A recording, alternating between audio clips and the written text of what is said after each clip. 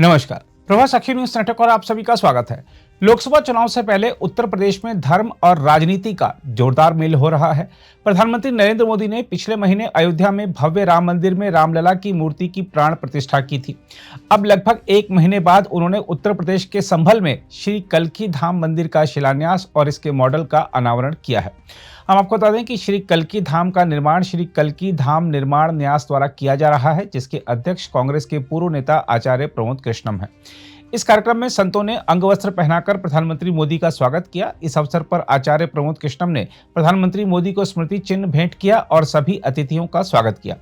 कार्यक्रम में उत्तर प्रदेश के मुख्यमंत्री योगी आदित्यनाथ सहित कई संत, धार्मिक नेता और अन्य लोग शामिल हुए। कल्की धाम के शिलान्यास समारोह को संबोधित करते हुए प्रधानमंत्री नरेंद्र मोदी ने कहा, आज उत्तर प्रदेश की धरती से भक्ति और अध्यात्म की एक और धारा प्रवाहित होने को लालायित है। आज एक और पवित्र धाम की नींव रखी जा रही है। उन्होंने कहा, मुझे भव्य कल्की धाम के शिलान्यास का सौभाग्य मिला है। मुझे विश्वास है कि कल्की धाम भारतीय आस्था के एक और विराट केंद्र के रूप में उभर कर सामने आएगा। हम विकास भी, विरासत भी, इस मंत्र को आत्मसात करते हुए चल रहे हैं। आज एक और हमारे तीर्थों का विकास हो रहा है, तो दूसरी ओर शहरों में हाई टेक इंफ्रास्ट्रक्चर भी तैयार हो रहा है। आज अगर मंदिर बन रहे हैं तो देश भर में नए मेडिकल कॉलेज भी बन रहे हैं। आज विदेशों से हमारी प्राचीन मूर्तियां भी वापस लाई जा रही है और रिकॉर्ड संख्या में विदेशी निवेश भी आ रहा है। ये परिवर्तन प्रमाण है साथियों, और प्रमाण इस बात का है, समय का चक्र घूम चुका है। एक नया दौर आज हमारे दरवाजे पर दस्तक दे रहा है। ये समय है हम उस आगमन का दिल खोलकर स्वागत करें। इसलिए मैंने लाल किले से देश को विश्वास दिलाया था, यही समय है, सही समय है। अमृत काल में राष्ट्र निर्माण के लिए पूरी सहस्त्र शताब्दी का यह संकल्प केवल एक अभिलाषा भर नहीं है, ये एक ऐसा संकल्प है जिसे हमारी संस्कृति ने हर कालखंड में जीकर दिखाया है। भगवान कल्की के विषय में आचार्य प्रमोद कृष्णम जी ने गहरा अध्ययन किया है। भगवान कल्की के अवतार से जुड़े कई सारे तथ्य और शास्त्रीय जानकारियां भी आचार्य प्रमोद कृष्णम जी मुझे बता रहे थे। जैसे उन्होंने बताया कि कल्की पुराण में लिखा है, शंभले वस तस्तस्य सहस्त्र परिवत्सरा, यानी भगवान राम की तरह ही कल्की का अवतार भी हजारों वर्षों की रूपरेखा तय करेगा। इसलिए भाइयों और बहनों, हम ये कह सकते हैं कि कल्की काल चक्र के परिवर्तन के प्रणेता भी है और प्रेरणा स्रोत भी है। और शायद इसीलिए कल्की धाम एक ऐसा स्थान होने जा रहा है जो उन भगवान को समर्पित है जिनको अभी अवतार होना बाकी है। अब कल्पना करिए, हमारे शास्त्रों में सैकड़ों हजारों साल पहले भविष्य को लेकर इस तरह की अवधारणा लिखी गई। हजारों वर्ष बाद की घटनाओं के लिए भी सोचा गया। ये कितना अद्भुत है।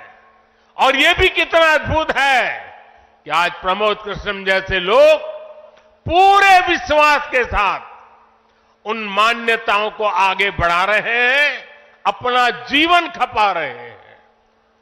वो भगवान कल्कि के लिए मंदिर बना रहे हैं, उनकी आराधना कर रहे हैं। हजारों वर्ष बाद की आस्था और अभी से उसकी तैयारी, यानी हम लोग भविष्य को लेकर कितने तैयार रहने वाले लोग हैं। इसके लिए तो प्रमोद कृष्णम जी वाकई सराहना के पात्र है। आज पहली बार भारत उस मुकाम पर है जहां हम अनुसरण नहीं कर रहे हैं, उदाहरण पेश कर रहे हैं। आज पहली बार भारत को टेक्नोलॉजी और डिजिटल टेक्नोलॉजी के क्षेत्र में संभावनाओं के केंद्र के रूप में देखा जा रहा है। हमारी पहचान इनोवेशन हब के तौर पर हो रही है। हम पहली बार दुनिया की 5वीं सबसे बड़ी अर्थव्यवस्था जैसे बड़े मुकाम पर पहुंचे हैं। हम चंद्रमा के दक्षिण ध्रुव तक पहुंचने वाले पहले देश बने हैं। पहली बार भारत में वंदे भारत और नमो भारत जैसी आधुनिक ट्रेनें चल रही है। पहली बार भारत में बुलेट ट्रेन चलने की तैयारी हो रही है। पहली बार हाईटेक हाईवे एक्सप्रेसवे का इतना बड़ा नेटवर्क और उसकी ताकत देश के पास है। पहली बार भारत का नागरिक, चाहे वो दुनिया के किसी भी देश में हो, अपने आप को इतना गौरवान्वित महसूस करता है। देश में सकारात्मक सोच और आत्मविश्वास का ये जो ज्वार हम देख रहे हैं, एक अद्भुत अनुभूति है। इसलिए आज हमारी शक्ति भी अनंत है और हमारे लिए संभावनाएं भी अपार है। वहीं मुख्यमंत्री योगी आदित्यनाथ ने भी कहा कि यह धाम सनातन परंपरा को आगे बढ़ाएगा। बहनों और भाइयों, हम सबको इस बारे में देखना होगा। पिछले 10 वर्षों में हमने एक भारत का दर्शन किया है। एक नया भारत है, जिस नए भारत में हर नागरिक को सुरक्षा भी है और राष्ट्र को समृद्धि के नए सोपान तक पहुंचाने का संकल्प भी है। जिस नए भारत में युवाओं की आजीविका की व्यवस्था भी है, तो भारत की आस्था का सम्मान भी है। आस्था का सम्मान किस रूप में? काशी में काशी विश्वनाथ धाम, अयोध्या धाम में रामलला का पुनः विराजमान होना,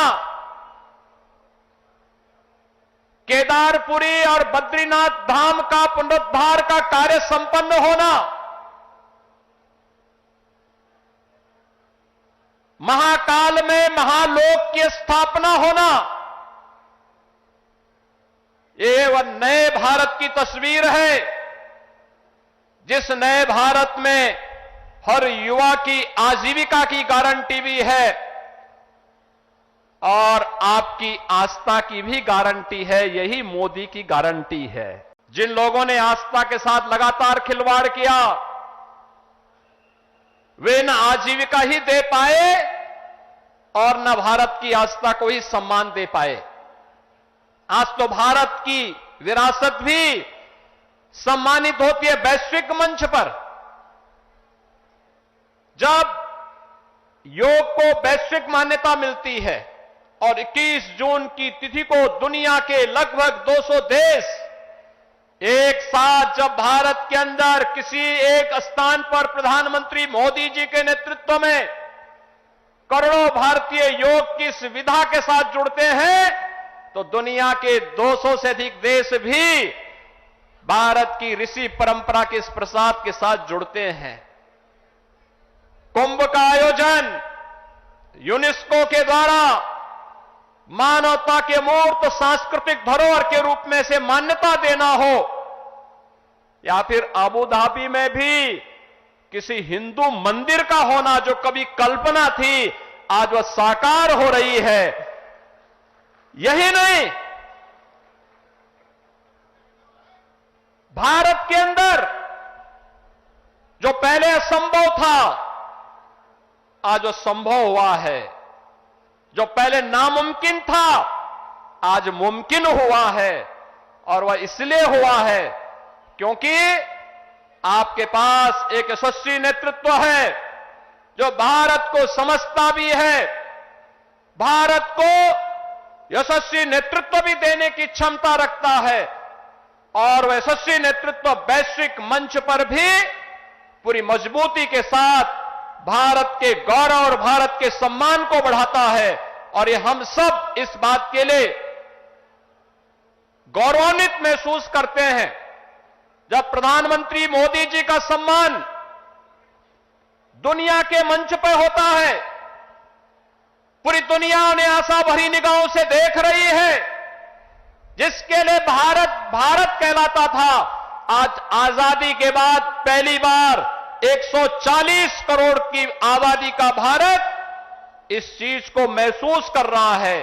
संभल जनपद में गंगा एक्सप्रेसवे पूरी मजबूती के साथ बन रहा है और यहां पर औद्योगिक क्लस्टर भी विकसित होने जा रहा है।